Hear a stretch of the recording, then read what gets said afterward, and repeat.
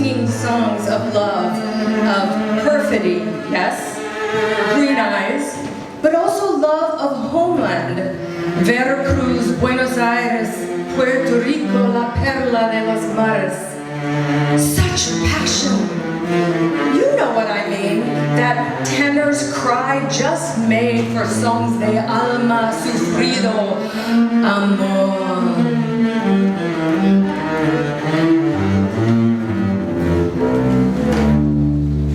I recall a day last summer when I crossed the park from west to east, walking the middle of the broad avenue, past Bethesda Fountain, and to either side on the lawns and little hillocks, picnics. Families, friends, cousins had gathered with coolers of beer, rolls, I imagine, bread from the A&P, sliced meats, cold chicken, potato salad, mangoes. Boxes boomed with boleros, merengues, and flags, red, white, and blue. La bandera borinqueña, limp with heat, stiff with pride, had been strung on anything standing high and straight along the road.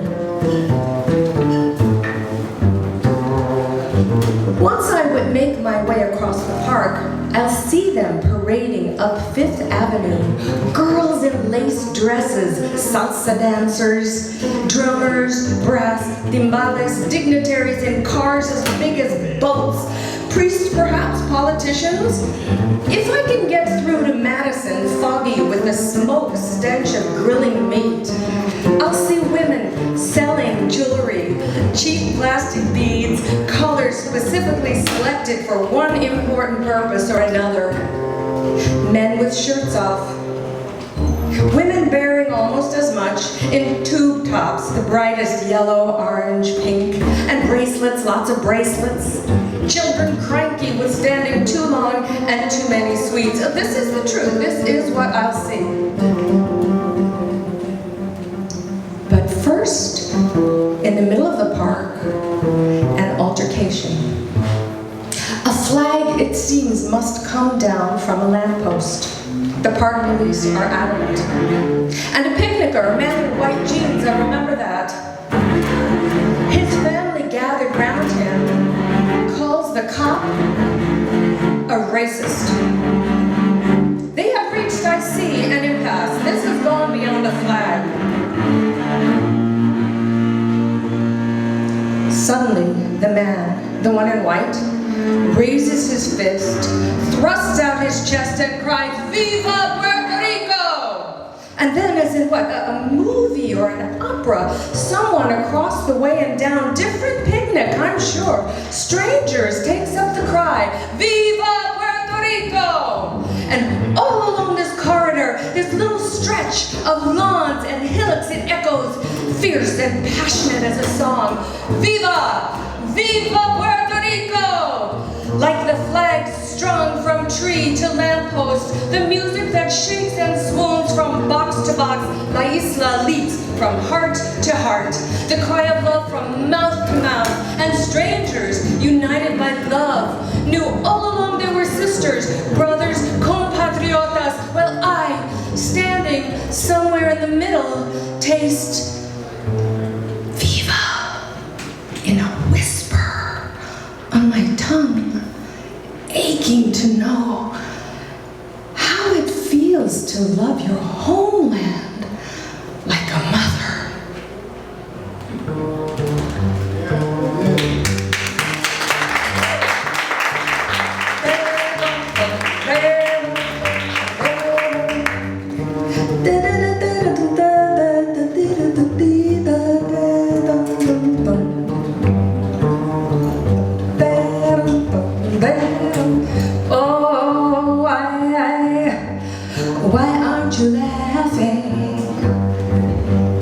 Doesn't it strike you funny that such a thing can happen here with all this milk and honey?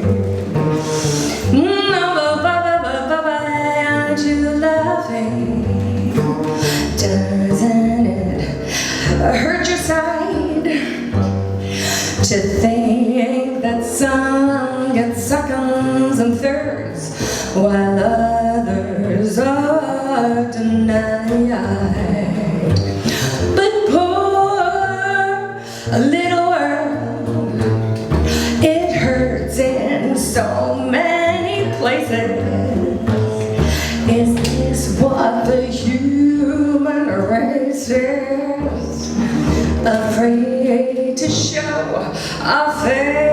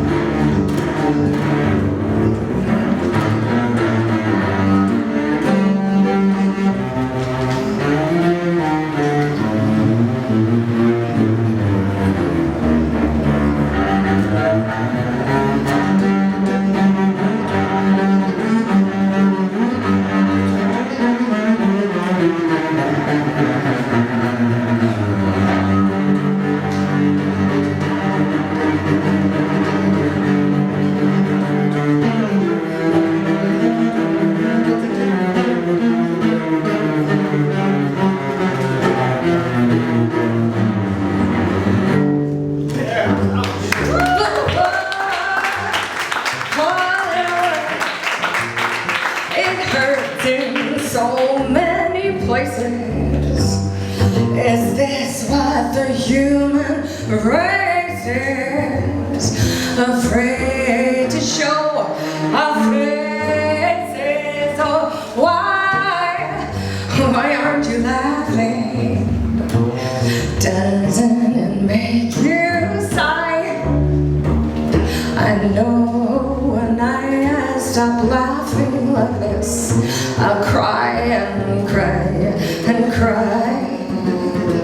I know when I stop laughing like this, I'll cry.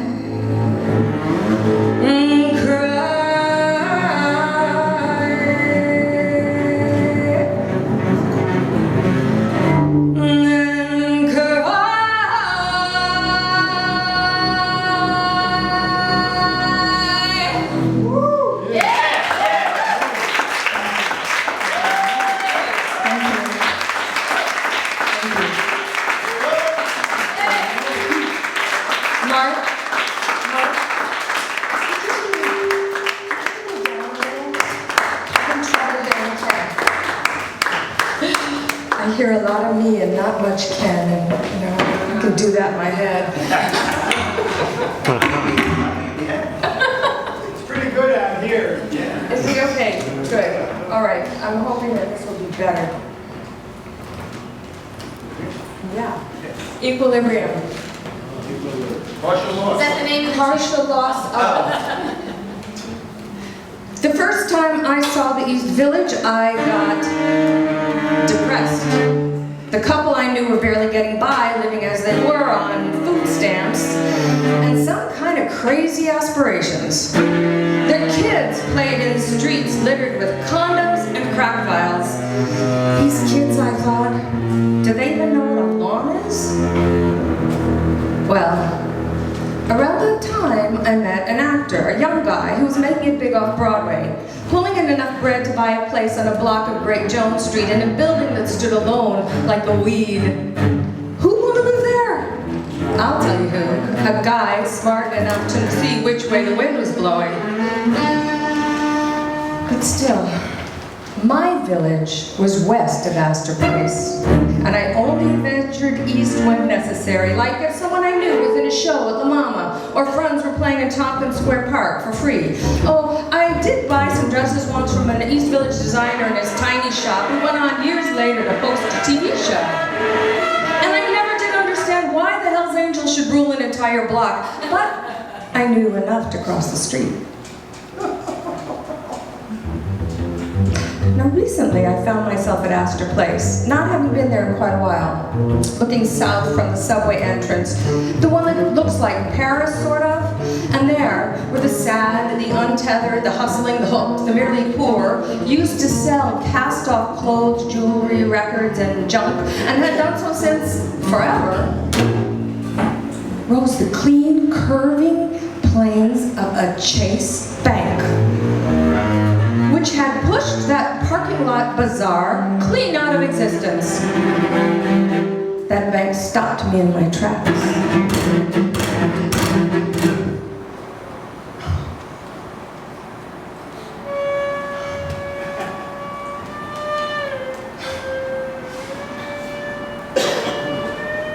When I was done with staring, I headed down Cooper, unsteady on my feet, holding on to the old Carl Fisher building for balance, but its windows revealed a room filled with exercise bikes, wheeling over the ghosts of sheet music.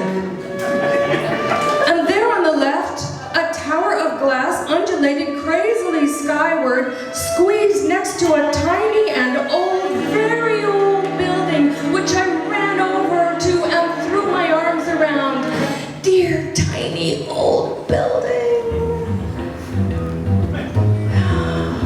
There was nothing to do but keep moving, heading for the F at Broadway Lafayette. Although it felt as if some bit of me, some like small, not very essential internal organ had fallen out. And what could I do but leave it behind to be swept away by the next rain or kicked around by passing feet until it was no longer anything at all.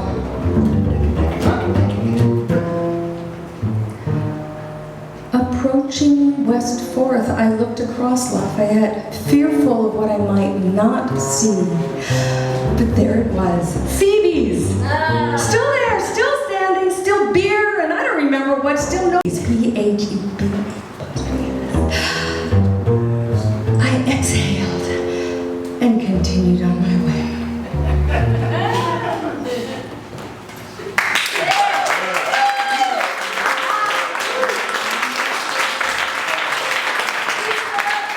Thank you.